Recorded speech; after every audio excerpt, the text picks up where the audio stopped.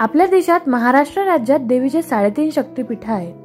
दरवर्षी इथे नवरात्रात फार गर्दी उसळते. आपणास माहितीच असेल की हे 3.5 शक्तिपीठे कोणते आहेत.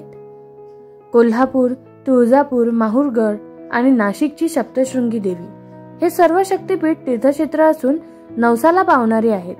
कारण हे सगळे स्थळ जागृत आहेत. यांच्याशी निगडीत बऱ्याच आख्यायिका आहेत. इथे भाविक आपापल्या इच्छा घेऊन येतात आणि या शक्तिपीठांना भेट देतात. इथे नवरात्रात खूप गर्दी असते.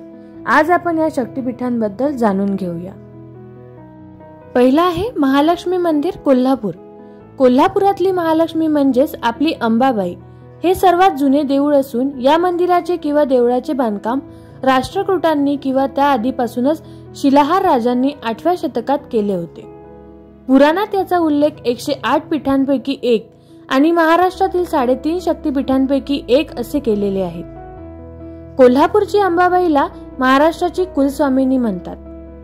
ज्यावेळी मुघलांचे शासन होते त्यावेळी त्यांनी हिंदूवर सूड घेण्यासाठी सर्व देवळांचा विध्वंस आणि नासधूस केली.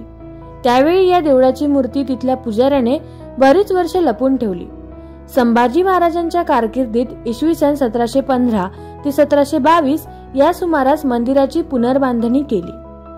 या देवळात महालक्ष्मी आणि त्यांच्या समोर गरुड मंडपात गरुड स्थापित केले गेले आहे. देवीची मूर्ती दगडी असून वजन 40 किलोग्राम आहे. मागील बाजूस दगडी सिंह आहे. देवी आईच्या मूर्तीच्या डोक्यावर मुकुट असून त्यावर शेषनाग आहे. 3.5 शक्तिपीठातील दुसरे शक्तिपीठ म्हणजे तुळजापूरची तुळजाभवानी. तुळजापुरातील तुळजाभवानीचे तीर्थक्षेत्र हे पूर्ण आणि आद्यपीठ मानले जाते. इथे तुळजाभवानीचे प्राचीन देऊळ असून हे महाराष्ट्रातील उस्मानाबाद जिल्ह्यात वसलेले आहे. पुराणानुसार असुरांचा संहार करून धर्माचरण आणि नीतीची पुनर्स्थापना करण्याचे कार्य देवी आईने केले आहे. स्वराज्य हिंदवीचे संस्थापक छत्रपती श्री शिवाजी महाराज भोसले यांची कुलदेवी देखील हीच तुळजाभवानी आहे. भवानी आईच्या आशीर्वादाने महाराजांना स्वराज्य स्थापनेची प्रेरणा मिळाली असून खुद्द देवी आईने छत्रपती शिवाजी महाराजांना दृष्टांत देऊन महाराष्ट्रावरील आलेल्या संकटांचे निवारण करण्यासाठी तलवार दिली होती. या संदर्भात अशी आख्यायिका आहे की देवीचे हे देऊळ डोंगरमाथ्यावर असल्याने याचा कळस दिसत नाही. या देवळाचे काही भाग हेमाडपंथीने बांधले आहे. नवरात्रोत्सवात जरी 9 दिवसाचा असला तरी हा उत्सव येथे एकूण 21 दिवस चालतो. रेणुका देवी, माहूरगड. माहूरगडाची रेणुका देवी ही महाराष्ट्रातील अनेक परिवारांची कुलदेवी आहे. ही 3.5 शक्तिपीठांपैकी एक आहे. माहूरगड हे एक जागृत तीर्थक्षेत्र आहे. माहूरगडावर रेणुका तसेच दत्तात्रय आणि परशुराम यांची देऊळे आहेत. या देवीचे देऊळ यादव काळातील राजांनी बांधले. असे आख्यायिका आहे की दत्तात्रयांचा जन्म देखील याच माहूरगडावर झाला.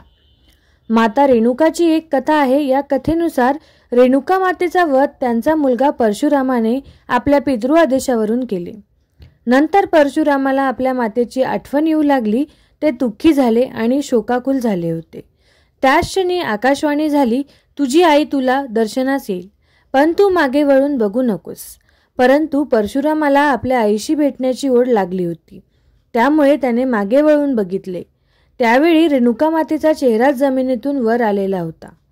परशुरामाला तेवढेच दिसले. त्यामुळे माहूरगडावर रेणुकीच्या या तांदळा रूपातील मुखाचीच पूजा केली जाते. या डोंगरावर परशुरामाला मातेचे दर्शन घडले.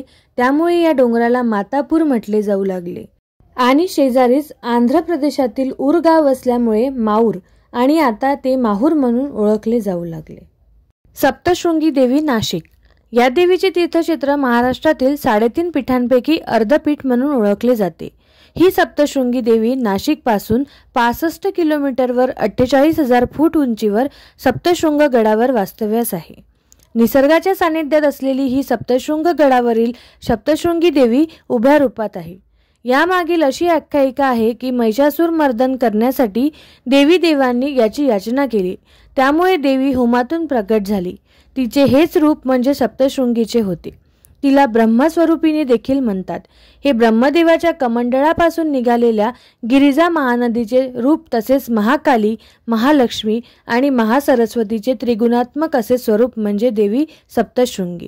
या महिरपीत देवीची मूर्ती 8 फूट उंची मूर्ती आहे. तिला 18 भुजा आहेत.